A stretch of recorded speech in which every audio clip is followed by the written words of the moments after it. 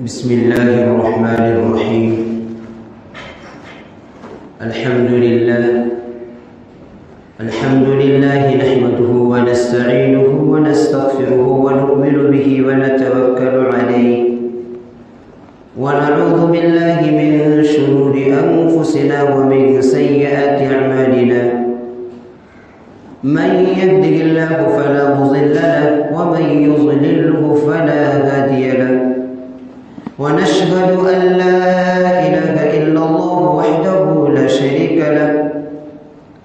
ونشهد أن سيدنا وسندنا ونبينا ومولانا محمدا عبده ورسوله صلى الله عليه وعلى آله وأصحابه وأزواجه وذرياته وسلم تسليما كثيرا كثيرا.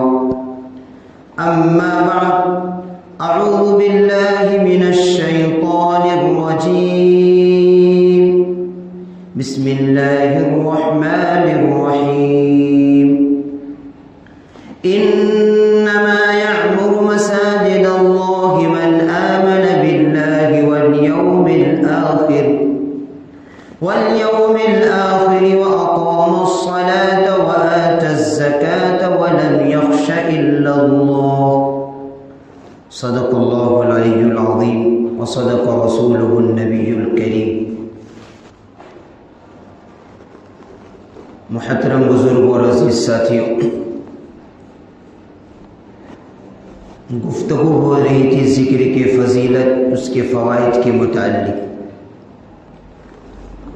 اس مضمون کو یہاں روک کر، چونکہ دسمبر کا مہینہ شروع ہو گیا جس کی آج 5 تاریخ ہے، ہم اور آپ جانتے ہیں کہ دسمبر کے مہینے کی 6 تاریخ جو ہندوستان کا ایک سیاہ دن ہے کہ 1992 6 دسمبر کو دین کے اجالے میں بابری مسجد شہید کی گئی تھی.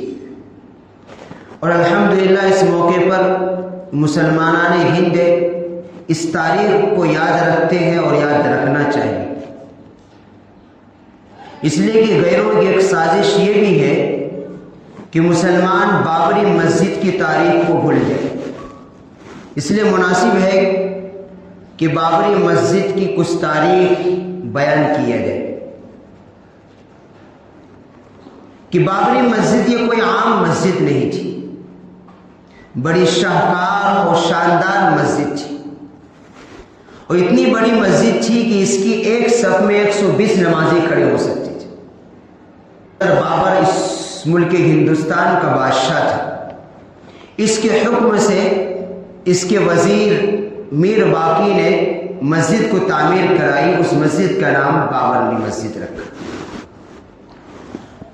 1528 سے لے کر 1855 تک برابر اس مسجد میں، بابری مسجد میں 5 وقت نماز ادا کی جاتی رہی.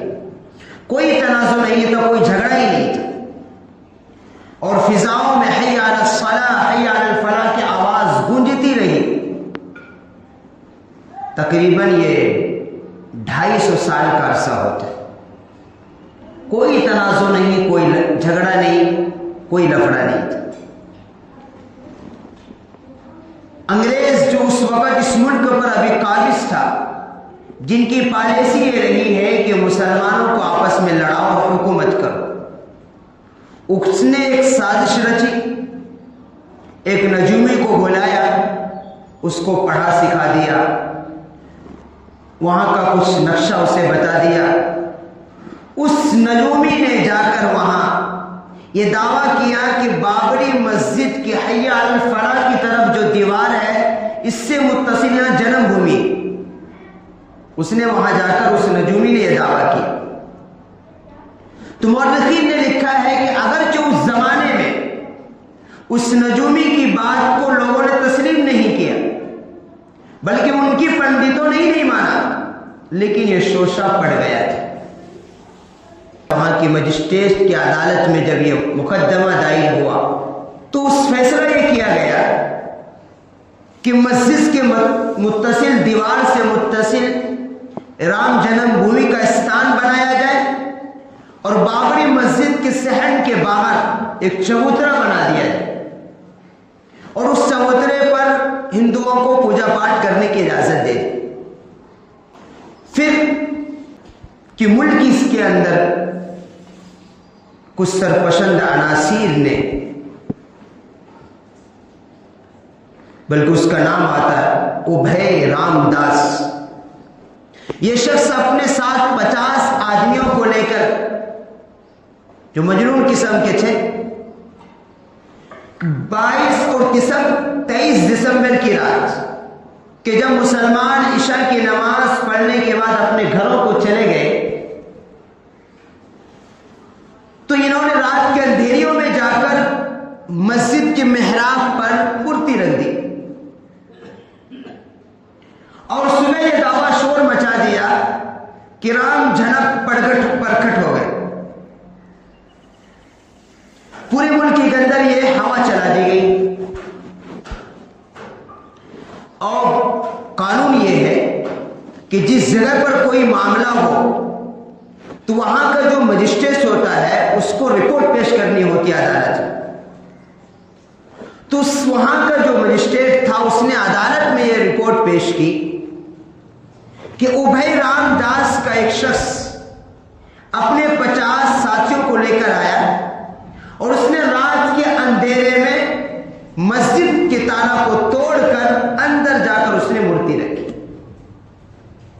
تو اس سلسلے میں اس وقت جو ہمارے ملک کے علماء تھے، حضرت مولانا حسین احمد مدنی رحمۃ اللہ علیہ، اور اس وقت اس ملک کے اندر راجیو گاندھی کی حکومت تھی، یوں کہا جائے کانگریس قابض تھی. تو مولانا حسین احمد مدنی، مولانا ابوالکلام آزاد اور مولانا فضل الرحمان سیالوی، یہ تینوں حضرات گئے ان کے پاس اور ان سے درخواست کی کہ آپ اس معاملے میں فیصلہ کریں، انصاف کا معاملہ کریں کہ مسجد کے حصے میں کسی کا تنازع نہیں ہے. جو دعویٰ کیا گیا تھا کہ مسجد سے متصل دیوار سے جناب رام بھومی کا استھان بنایا جائے، وہ بنا کے دے دیا گیا. مسجد کے صحن کے باہر ایک چبوترا بنا کر دیا جائے، وہ بھی دے دیا گیا. مسجد کے اندر کوئی معاملہ نہیں تھا، آپ اس معاملے میں انصاف کریں.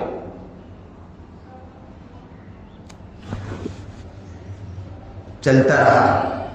پھر وہ دن آیا 1990 میں، بابری مسجد کو منہدم کرنے کے ارادے سے کچھ لوگ وہاں گئے. اس وقت اتر پردیش کے اندر ملائم سنگھ کی حکومت تھی. جب یہ لوگ وہاں گئے تو انہوں نے فائرنگ کرا دی،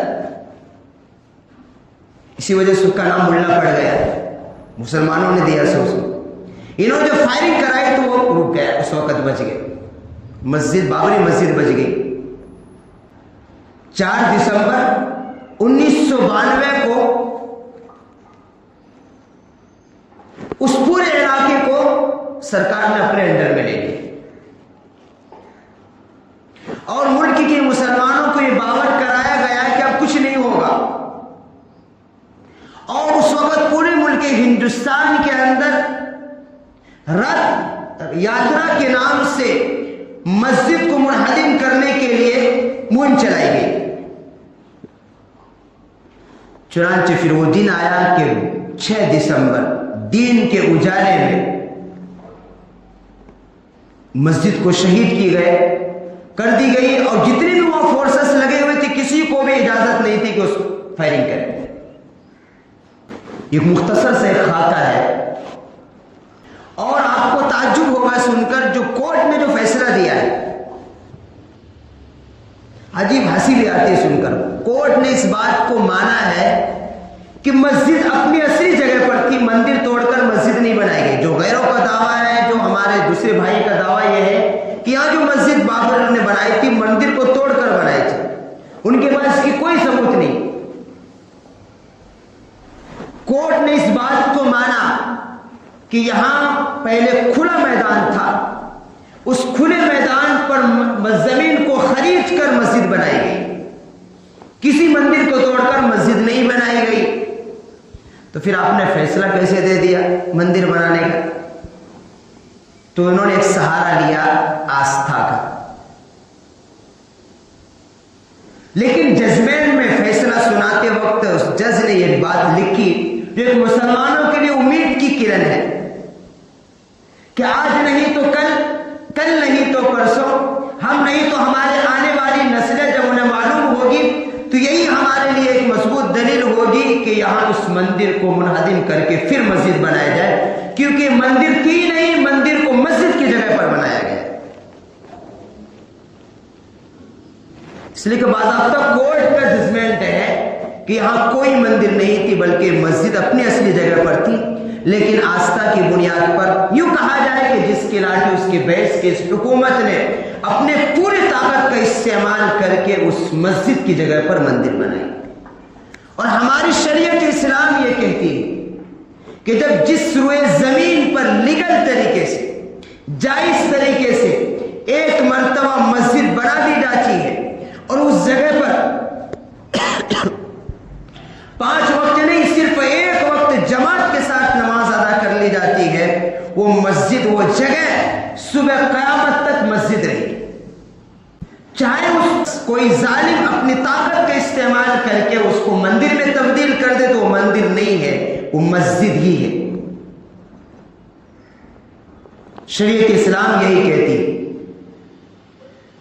کہ جس روئے زمین پر لیگل طریقے سے، جائز طریقے سے، یا تو زمین کو خرید کر یا کسی اللہ کے بندے نے زمین کو اللہ کے نام پر وقف کر دیا اور اس وقف کی ہوئی زمین پر مسجد بنا دی گئی، ایک وقت کی نماز جماعت کے ساتھ ادا کر دی گئی اس مسجد کی جگہ پر، تو وہ مسجد صبح قیامت تک مسجد رہی. اب اس جگہ کو نہ بیچا جا سکتا ہے، نہ اس جگہ کو پر کوئی دعویٰ کر سکتا یہ اللہ کی ملکیت میں آ گئی. اب جو شخص نے زمین دیا وہ بھی واپس نہیں لے سکتا. جس کی زمین تھی اس نے اللہ کے نام پر وقف کر دیا تو اب وہ شخص بھی واپس نہیں لے سکتا. یہ شریعت کا مسئلہ ہے. تو رام مندر کے سلسلے میں ایک غیروں کی سازش یہ ہے کہ مسلمان اس کو بھول جائے. اب تو رام مندر کیا، اب تو معمولی بہانے سے کتنی ہماری روزانہ مسلمانوں کی مساجد کو منہدم کیا جا رہا ہے. اور غیروں کی یہ سازش ہے کہ اس ملک ہندوستان سے اسلام کو مٹایا جائے. اسلام کے جو قلعے ہیں، مساجد، مدارس اسلام کے قلعے ہیں، اس کو بھی منہدم کیا جائے. اس کو ختم کرنے کے لیے وہ اپنے پاس بہانے تلاش کر رہے. ابھی مہاراشٹر کا مشہور معروف ادارہ ہے اکل کووا، بہت بڑا ادارہ ہے. بلڈنگ کے اعتبار سے، تعداد کے اعتبار سے ملک ہندوستان کا سب سے بڑا مدرسہ ہے. اس مدرسے کو آئیڈیل کے طور پر پیش کیا جاتا ہے. وہ ہر چیز کی تعلیم ہوتی ہے، دینی تعلیم بھی ہے، عصری تعلیم بھی ہے. وہاں سے لوگ ڈاکٹر بھی بنتے ہیں، انجینئر بھی بنتے ہیں، حافظ قرآن بھی بنتے ہیں، عالم دین بھی بنتے ہیں. اس ادارے کو حکومت برباد کرنے پہ لگی ہوئی. وہاں سے ایسے اچھے افراد پیدا ہوتے جو ملک کے مختلف حصوں میں جا کر خدمت انجام دیتے. بابری مسجد میں شروع میں کہا کوئی عام مسجد نہیں تھی، انداز شاہکار مسجد تھی. مسلمانوں کو امید رہنا چاہیے، اور قرآن تاریخ گواہ ہے کہ کبھی حکومت ایک کے پاس ہمیشہ نہیں رہی. قرآن خود کہتا ہے وَتِلْكَ الْأَيَّامُ نُدَاوِلُهَا بَيْنَ النَّاسِ. ان ظالموں کو سمجھنا چاہیے کہ جو یہ لوگ سمجھتے ہیں کہ حکومت طاقت ہمیشہ ہمارے پاس رہے گی، وہ بیوقوف. وہ تاریخ، دنیا کی تاریخ سے ناواقف ہے کہ ہمیشہ کسی کے پاس حکومت نہیں رہی، اور ظلم کی جو مدت ہے وہ بہت کم ہوتی ہے. انصاف کی مدت، انصاف کا وقت زیادہ رہتا ہے، ظلم کی مدت ہمیشہ بہت تھوڑی رہتی ہے. اور مسلمانوں کو ہمیشہ یہ امید رہنا چاہیے اللہ ایک دن ہمارا بھی وقت آئے گا. ابھی غیروں کا وقت ہے، ایک وقت ہمارا بھی آئے گا اور ہم اسی جگہ پر مسجد بنائیں گے جہاں پر آج ان ظالموں نے اپنی طاقت کے بلبوتے پر مندر بنائے. اس لیے کہ وہ مندر ہے ہی نہیں، وہ مسجد ہے، مسجد کی جگہ پر مندر بنائی گئی۔ اور یہ میں نہیں بلکہ کورٹ کا ججمنٹ ہے کہ یہ جگہ خالی جگہ پر مسجد بنی تھی، مسجد کو مندر توڑ کر نہیں بنائی گئی۔ اور یہی ہمارے لیے آج نہیں، ہمارے آنے والی نسلیں اسی کو دلیل بنائے گی، اور اسی کو دلیل کو سامنے رکھتے ہوئے پھر اس جگہ پر ایک وقت آئے گا کہ انشاءاللہ پھر اسی جگہ سے صدائیں گونجے گی، حی علی الصلاۃ حی علی الفلاح، پھر وہی نماز ادا ہوگی۔ ہمیں امید رکھنا چاہیے، اس لیے کہ اللہ کی عادت ہے کہ ہمیشہ اقتدار ایک کے پاس نہیں رہتا، ابھی غیروں کے پاس ہے، ایک ہوا آئے گی کہ پھر مسلمانوں کے پاس آئے گی۔ کہ آج یہ لوگ ہمارے اکابرین نے صرف ایک لفظ چھوڑا ہے، جہاد کا لفظ، تو ان کو ڈر نہیں لے لا، پورا سوشل میڈیا اور اوپر سے لے کر نیچے تک بھونکنے شروع کر دیے لوگ۔